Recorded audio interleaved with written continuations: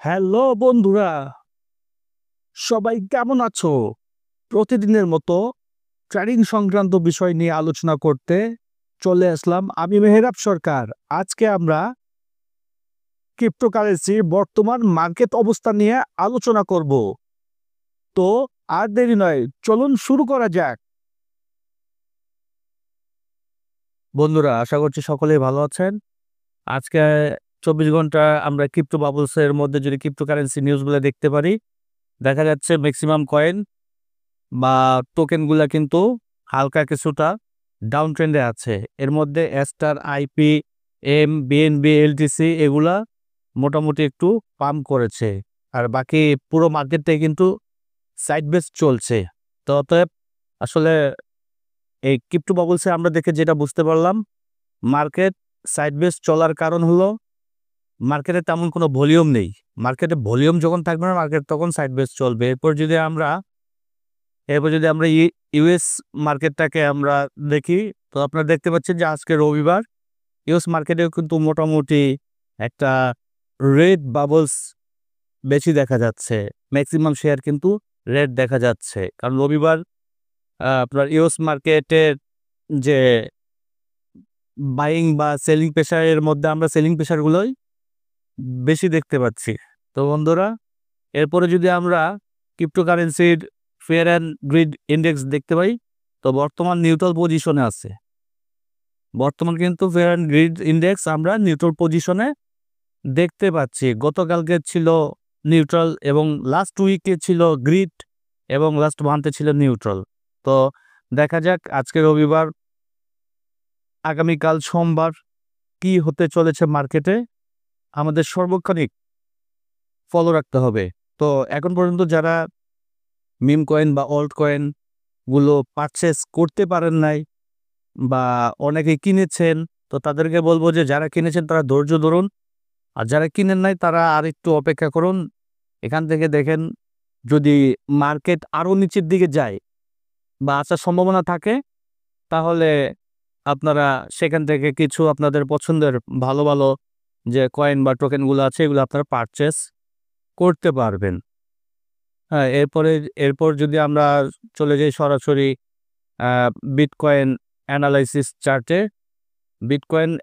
চার্টে যদি চলে যাই, তো বন্ধুরা প্রেডিকশন করার সুবিধার্থে আগে থেকে আমরা এই যে ড্রয়িংগুলো করে রেখেছিলাম। হুম তো দেখেন, মার্কেট কিন্তু পুরো এই যে এখান থেকে মার্কেট মার্কেট এই মোটামুটি 1,10,000 থেকে এদিকে বাউন্স করার পরে তারপরে কিন্তু আবার মোটামুটি এদিকে একটা ডাউন ট্রেন্ডে 1,14,000 চলে আসে।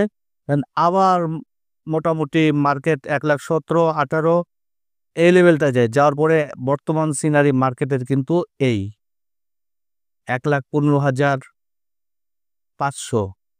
তো বন্ধুরা, আমরা এখানে কিন্তু নিকটতম একটা সাপোর্ট দেখতে পাচ্ছি। আপনারা যারা ফিউচার ট্রেডিং করতেছেন, অবশ্যই 1,14,500 কিংবা 1,14,000 এই জোনগুলোতে আপনারা এসএল ব্যবহার করবেন।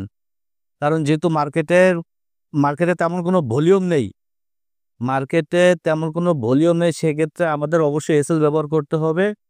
আর এই 1,14,000টাকে যদি ব্রেকডাউন দিয়ে দেয়, তাহলে মার্কেট কিন্তু মোটামুটি আমরা এক্সপেকটেশন করতে পারি 1,13,000 বা $1,12,500 মার্কেট আসার চান্স খুব বেশি।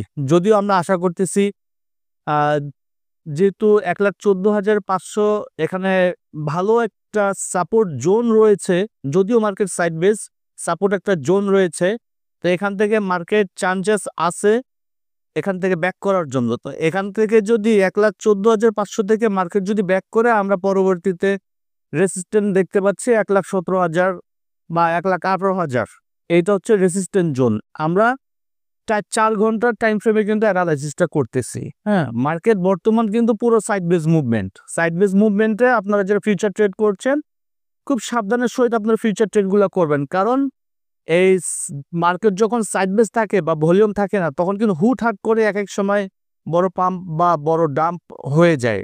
তো বন্ধুরা, আর আপনারা যারা স্পটে কিনেছেন, স্পটে আছেন, তাদের তো আসলে চিন্তার কোনো কিছুই নাই।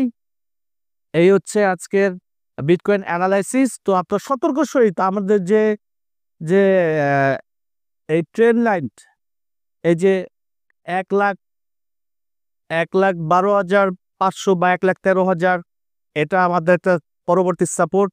দেন এর উপরে সাপোর্টটা হচ্ছে 1,14,000, 14,500।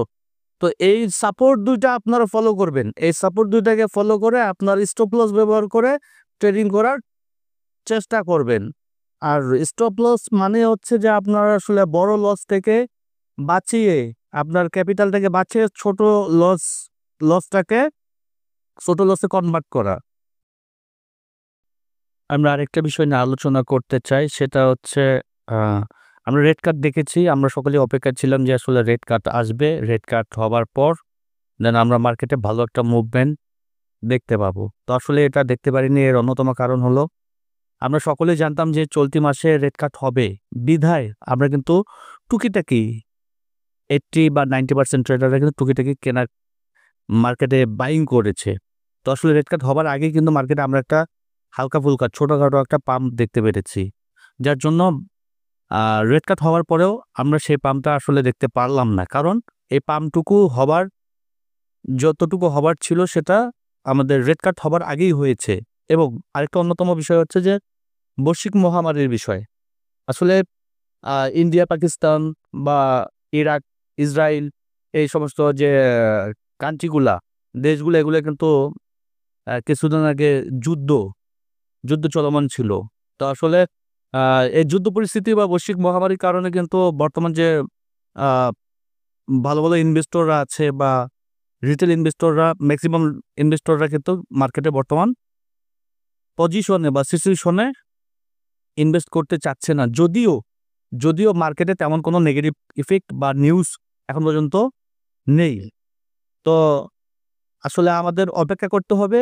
রেড কাট হয়েছে, সামনে তেমন কোনো যদি খারাপ বড় ধরনের খবর না আসে বা নিউজ না আসে, আমরা মার্কেটে ভালো লেভেলের একটা পাম্প দেখতে পাবো, অবশ্যই দেখতে পাবো। এবং আমাদের যে কাঙ্ক্ষিত অল সিজন, যেটার জন্য আমরা দীর্ঘদিন যাবত অপেক্ষা করছি, অল সিজন আমরা অবশ্যই দেখতে পারবো। তো বন্ধুরা, আজকের ভিডিওটি যদি ভালো লেগে থাকে লাইক, কমেন্ট, শেয়ার করে এবং চ্যানেলটি সাবস্ক্রাইব করতে ভুলবেন না। সকলে ভালো থাকবেন। ধন্যবাদ সবাইকে।